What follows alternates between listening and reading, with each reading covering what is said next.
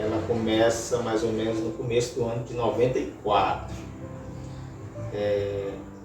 18 anos, né? Perto de 19 anos, terminando o terceiro ano do ensino superior, né? Aliás, pré-universitário, né? E católico, normal, e de repente, não sei, o tempo foi passando e eu sempre escutava via aqueles cultos evangélicos, né? Mas só que antes de me tornar adventista, aconteceu algo interessante. Eu me relacionei com alguns irmãos de outras igrejas, né, outras denominações, né? Lógico, já era dentro de mim já um clamor por uma mudança, por uma coisa diferente, né? Mas não bebia, não fumava, né? Era tranquilo, né? Gostava muito de futebol, jogava bastante, né? Mas chegou um determinado momento que bateu mais forte, né? O chamado de Cristo foi mais forte.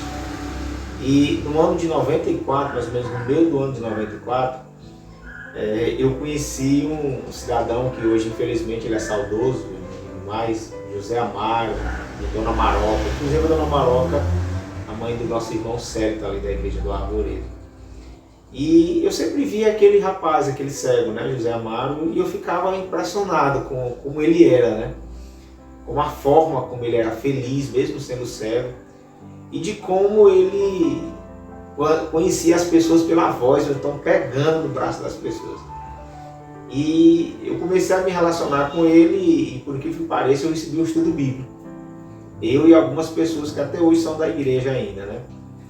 E eu comecei a receber o estudo bíblico. Quando chegou no estudo bíblico do sábado, aconteceu algo interessante.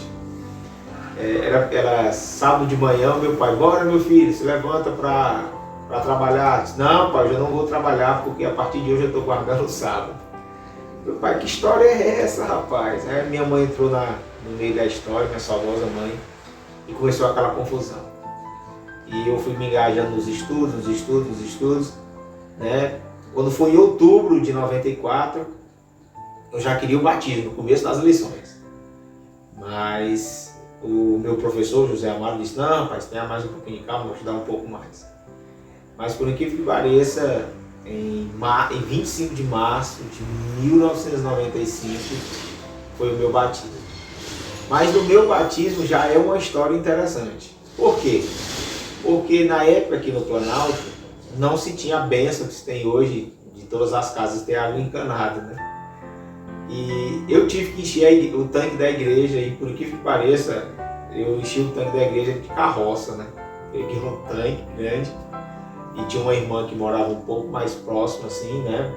Quase chegando na rua Quixadá, eu ia lá na carroça, enchia o tambor e enchia o tanque da igreja para que à noite eu pudesse me batizar. E antes do meu batismo foi uma luta, pensa numa luta grande, porque minha mãe não aceitava. Ela chegou até o ponto de dizer assim, se você se tornar crente, eu deserto você. Meu pai sempre foi tranquilo, né? Mas a minha mãe ela bateu forte, dizendo, olha, se você entrar no negócio de igreja, você não é mais meu filho, não, vou botar você para fora de casa. E só que a gente sabe como é que é mãe, né? Foi o dia do meu batismo, 25 de março de 1995. E era esse costume na época, quando você era batizado, você recebia uma Bíblia, o seu certificado. E no caso, na época, era o irmão Luzier, irmão do Luiz Menezes. Ele perguntou, Newton, quem é que você quer que entregue sua Bíblia? Curiosamente, nesse dia veio para o meu batismo a minha mãe, a tia Helena, que futuramente iam ser adventistas, né? Aí eu disse assim, a minha mãe, eu quero que ela venha me entregar a minha Bíblia. E a minha mãe veio chorando, e eu comecei a chorar, e eu dei aquele abraço chorando nela. E passou poucos meses, tanto minha mãe como a tia Helena, que até hoje é adventista do sétimo dia. A minha mãe saudosamente faleceu como adventista do sétimo dia. E já em março de 1995, eu recebi o convite para ser professor de escola sabatina. Eu me recordo que a minha primeira lição que eu comprei e que eu fui professor foi a lição de Josué. Inclusive que era namorada de Jericó, enfim. Assim que eu entrei na igreja, já em março, eu já me tornei professor de escola sabatina. Sou professor de escola sabatina até hoje. Enfim, daquele tempo para cá, muita coisa foi mudando, né? Mudei roupa, mudei, enfim, amizades, enfim, foi uma mudança assim meio radical na minha vida, né? Houve alguns momentos bons, também houve alguns momentos difíceis. Um momento difícil foi quando o amigo José Amaro, né, ele adoeceu. Ele tinha problema de gastrite, alguns outros problemas, e ele adoeceu. E por incrível que pareça, ele adoeceu justamente quando a gente ia começar a passar estudo bíblico para a Alzineide, que hoje é minha esposa. Já estava tudo certo, ela tinha uma prima, né? Tem uma prima, a Marilene, que hoje em dia até mora em Portugal com a esposa e com as filhas. E elas foram para a igreja, aí lá na igreja a Marilene, olha, eles aqui estão visitando e tal. E o estudo bíblico caiu para o José Amaro. E o José Amaro, a gente começou a passar o estudo bíblico, mas José Amaro, nesse inteirinho, nesse meio tempo, ele adoeceu e veio a falecer. E eu que continuei o estudo bíblico. Eu e a dona Maroca, né? Aí eu passei o estudo bíblico para o Zirleite, para a mãe, alguns familiares. E houve interesse, né, de ambas as partes. Eu me lembro até uma frase que eu disse para ela, não, Zé, não pode namorar, porque eu sou adventista e você não é, eu só posso namorar com a moça se a moça for adventista. E o estudo tomou procedimento, né? Ela fez o estudo bíblico, foi batizada, começamos a namorar e hoje já são 23 anos de casado, né? Se batizou também minha saudosa sogra, dona Dilce, né? Maria Ferreira. Também foi batizado meu sogro, saudoso José Caetano. E a minha mãe, né? Que hoje também é saudosa, e o meu pai hoje, que é vivo, graças a Deus, é adventista do sétimo dia também.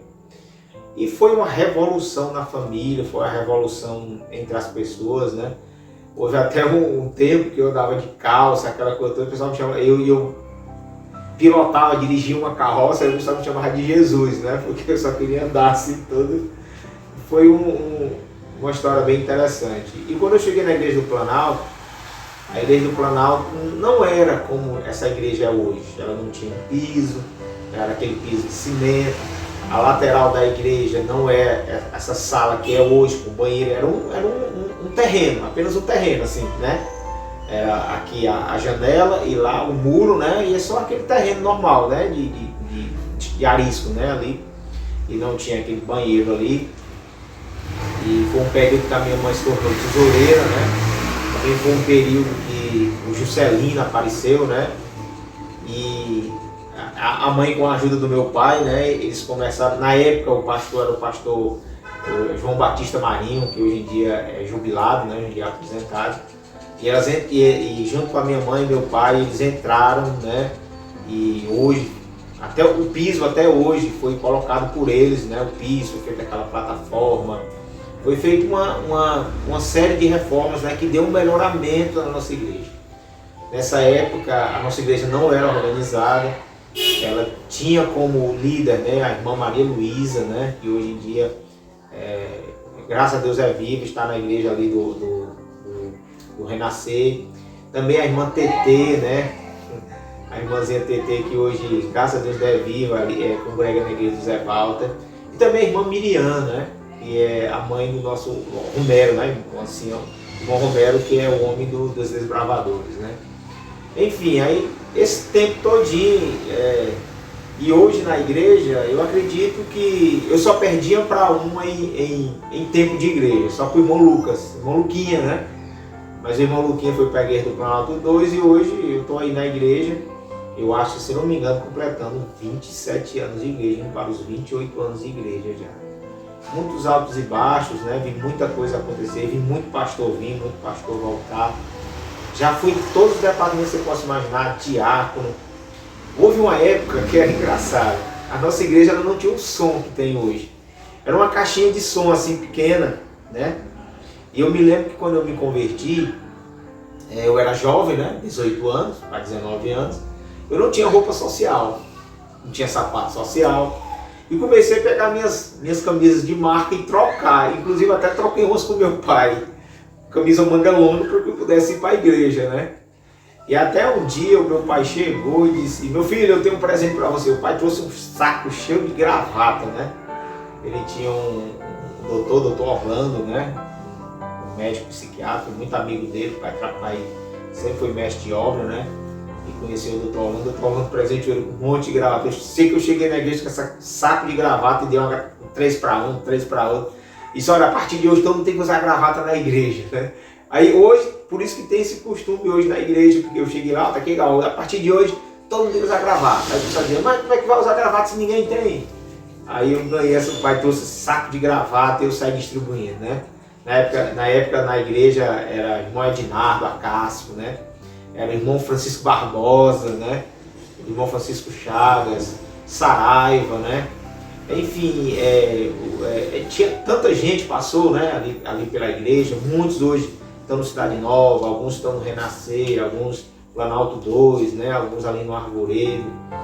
Enfim, aí nesse período, né, a igreja não tinha som e eu me lembro que eu ia ali para frente da casa da irmã Maria dos Anjos pegar o som na casa de outra irmã Maria, que era em Maria dos Anjos, não sei se era dos Santos a outra. E todo dia de culto eu tinha que ir lá, pegava a caixinha, botava no ombro e levava para a igreja para poder montar a caixinha, né? Botar só o microfone na caixinha para a gente poder ter o culto na igreja, né?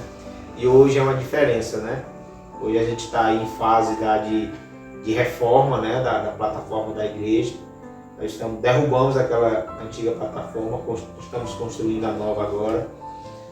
E dá muita alegria de ver, né? Tanta gente que já passou, tanta gente hoje já descansa, né? Saudosa irmã Eugênia, saudosa irmã Maroca, né? A minha mãe, né? Quantos já foram, né? O irmão Coutinho, né? O Pacífico, a irmã Eliane, né? A mãe da irmã Eliane, que também é saudosa agora, né? O pastor Cláudio esteve com a gente há muito tempo. Tivemos a oportunidade do pastor Rafael fez uma semana de oração uma vez aí na nossa igreja, né? Enfim, foi um tempo, esses 27 anos, eu vi muita coisa na igreja, muita coisa. Essa nossa igreja já chegou já a ter 100 e tantos membros, né? Muita gente na nossa igreja, né? Qual é a mensagem que você tem para deixar para as pessoas que estão assistindo esse vídeo de clamor? Porque nós estamos vivendo tempos finais desse mundo. Então, muitas pessoas, muitos irmãos estão orando e clamando a Deus pelo batismo do Espírito Santo. Qual é o seu clamor que você tem a fazer? Por quem, para quem e por quê? Eu entrei na igreja jovem, né? 18 anos. E eu tinha uma sede muito grande de aprender, de estudar. Sempre gostei de pregar, sempre gostei de ser professor de escola sabatina, né? E na época que eu entrei na igreja eu era jovem, solteiro, né? Hoje eu já estou no auge dos meus 48 anos, né? Inclusive vou fazer agora, esse mês. E hoje eu tenho uma responsabilidade, né? Eu tenho uma esposa e tenho filhas, né? E hoje o meu clamor, ele é sobre a minha família, sobre a minha esposa, sobre as minhas filhas. E também repousa sobre mim a responsabilidade do ancianato, né? Juntamente com o Júnior, com o irmão Edinaldo e com nossas esposas, né? As esposas dele. E o meu pedido hoje é que os irmãos eles possam sentir, né? Esse mesmo desejo, essa mesma chama, essa mesma vontade de servir a Deus. Porque a mesma vontade que eu tinha no passado, eu tenho hoje. Né, de continuar indo para a igreja, de continuar servindo a Deus, de continuar pregando, né? Eu me sinto muito feliz quando eu estou na igreja. Eu não vou mentir, o momento que eu fico mais realizado é quando eu estou em casa com a minha esposa, estando com a minha esposa e as minhas filhas, é o melhor momento para mim. Mas também há outro momento muito bom para mim, é quando eu estou na igreja, quando eu estou buscando a Deus, louvando a Deus, cultuando o nome de Deus, e também quando eu estou com os meus irmãos, né? E o apelo que eu deixo para meus irmãos é que não abandonem a sua fé. Eu estou há 27 anos, quase 28 anos, foi tempos bons, tempos difíceis, mas nunca passou pela minha cabeça abandonar, deixar. As dificuldades vêm, as dificuldades vão, mas cada dia que passa, né, o Espírito Santo, ele bate na porta do meu coração dizendo, não pode parar, você tem que continuar. Porque o meu chamado foi muito especial, né? 18 anos de idade ali, eu estava no período onde eu estava começando a minha vida, onde era aquela para me divertir, para mim ir para festa, fazer aquela coisa toda. Mas tanto namorei pouco, como também curti pouco, como dizem as pessoas no mundo, né? Mas não me arrependo de forma alguma. Porque Deus me chamou mesmo, e eu sinto que eu tenho um chamado, que eu quero estar nesse chamado, eu quero estar nesse caminho até Jesus voltar, se Deus quiser. Elenilton, você tem 2 minutos para orar e clamar por esse propósito que você acabou de falar aí. A minha oração, eu estava lendo a Bíblia hoje, em 1 João, meu ano bíblico. E eu li uma coisa hoje que me chamou a atenção antes de eu fazer a oração.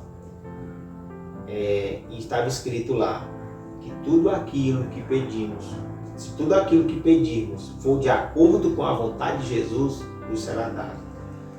Então muitas vezes os nossos pedidos não se baseiam na vontade de Deus, mas na nossa.